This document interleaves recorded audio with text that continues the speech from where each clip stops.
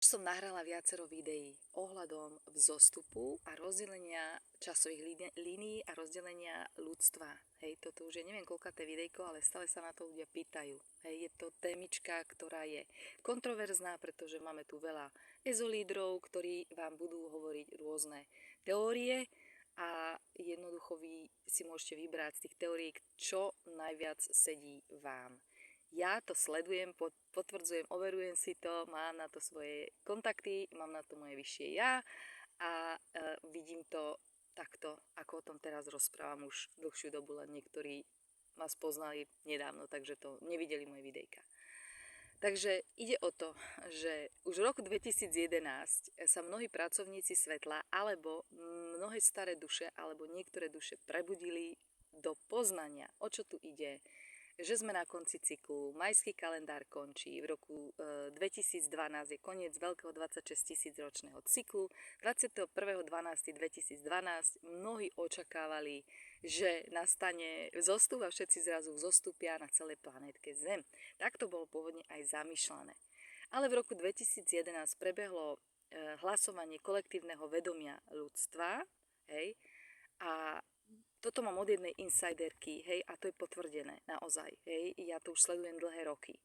A skrátka, prebehlo toto hlasovanie a mnoho z tých bytostí inkarnovaných do ľudských tiel a duší sa rozhodlo, že nevzostúpi. Skutočne sa rozhodlo asi 70% alebo viac ako polka obyvateľov celej planety, že nevzostúpia.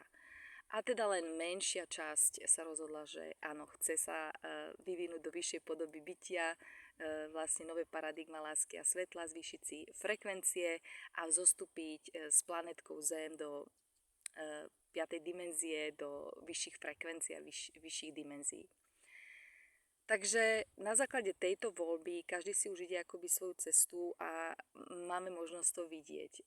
Ľudia, ktorí tvrdošíne zostávajú v tých svojich zastaralých názoroch a lpia na starej realite a vlastne podporujú nízke frekvencie a idú podľa naratívu zo svätej bedne alebo z nejakých prúdov, neviem akých oficiálnych prúdov alebo náboženských prúdov, alebo sektárskych prúdov tiež, hej, tak vlastne oni sa rozhodli pre nevzostup, hej, a musia si udržať tú svoju líniu.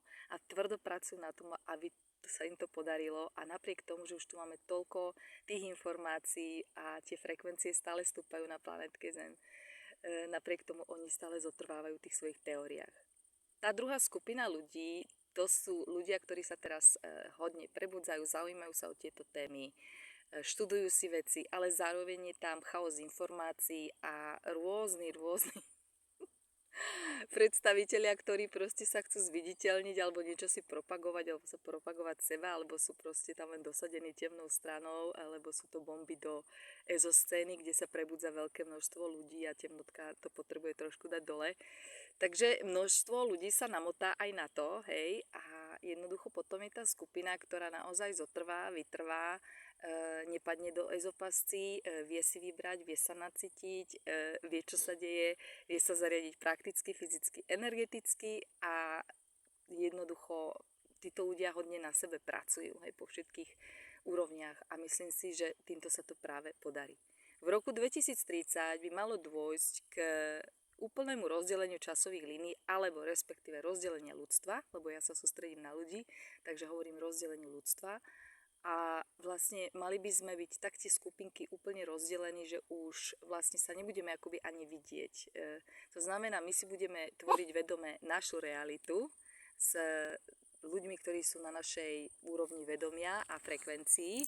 A tá druhá skupinka ľudí zase si bude tvoriť svoju realitu. Niektorí hovoria, že sa premiestnia na inú planétu.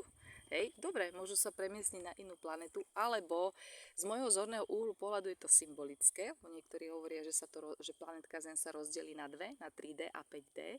Ja by som skôr povedala, že je to symbolicky povedané a že jednoducho tieto dve reality budú nezlučiteľné a jednoducho nebudeme sa vidieť.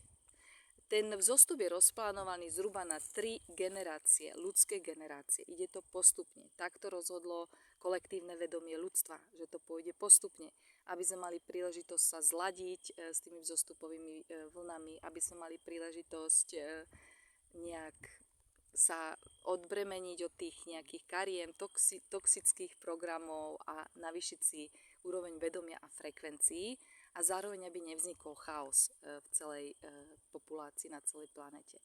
Takto to bolo rozhodnuté. A skrátka, je to teraz na nás, aby sme túto dobu ustáli v tom roku 2030, už by to malo byť evidentné. Budú tam nejaké kvantové skoky, ale ja si nemyslím, že to bude tak, že záblesk a jednoducho už sme všetci niekde inde. Myslím si, že to bude prichádzať vo vlnách. Bude sa zvyšovať solárna energia, samozrejme zo Slnka, čo vplyvňuje planetu Zem a všetkých obyvateľov. A samozrejme tá druhá skupina, Deep State, sa bude snažiť, pokiaľ im totálne neklepnú po prstoch, ale aj to sa stane, pracuje sa na tom, ale budú sa snažiť to bojkotovať, kaziť a hádzať prekážky. Hej, takže budeme musieť byť obozretní, múdri, šikovní, aby sme tie prekážky zdolali a aby sme všetko zvládli frekvenčne, vedomostne, prakticky, fyzicky, energeticky. Toľko k tomu a držme sa všetci.